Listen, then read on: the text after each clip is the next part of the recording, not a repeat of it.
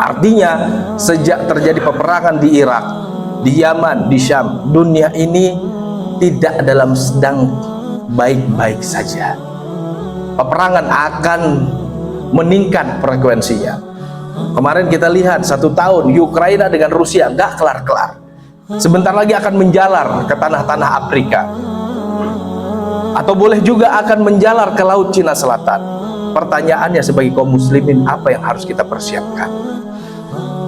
Maka kaitannya adalah kaum muslimin, ingat visi perjuangan kita 3. Bagaimana mentauhidkan manusia yang tadinya terjadi penghambaan kepada sesama manusia. Kita harus perjuangkan bagaimana manusia itu hanya menghambakan diri kepada Allah. Yang kedua, bagaimanapun yang namanya keadilan, visi dari setiap nabi dan rasul. Silahkan baca nanti dalam surah Al-Hadid ayat 25. Liyuqiman nasu bil qisti. Jadi Allah utus para nabi, Allah utus para rasul itu agar menegakkan raja keadilan. Dan ini adalah prinsip paling fundamental dalam agama kita, keadilan. Sehingga Ali menjadi khalifah. Ketika barangnya dicuri oleh Yahudi, Ali tahu itu tameng-tameng dia.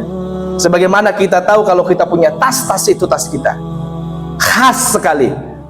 Tapi karena agama kita menjunjung tinggi keadilan, maka Ali ketika tidak memiliki saksi kecuali anaknya, tuduhannya dianggap tidak valid. Sekalipun Ali ketika itu sebagai presiden, hadirin. Kalau sekarang coba-coba kita berhadapan dengan presiden manapun.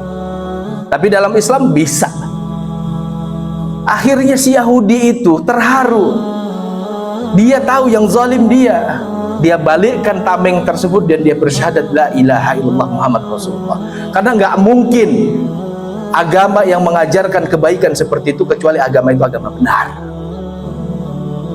Nah itu. Yang ketiga, prinsip perjuangan kita adalah bagaimana kita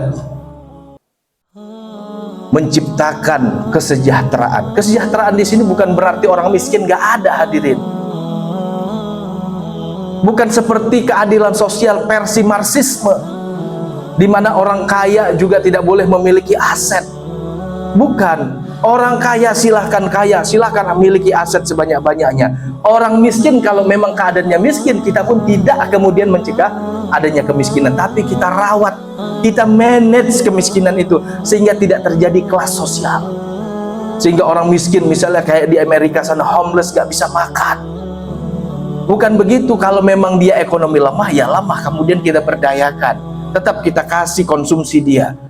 Itu ajaran agama kita. Dan berita baiknya, hadirin, agama ini akan kembali jaya sebagaimana di awal-awal dia pernah jaya.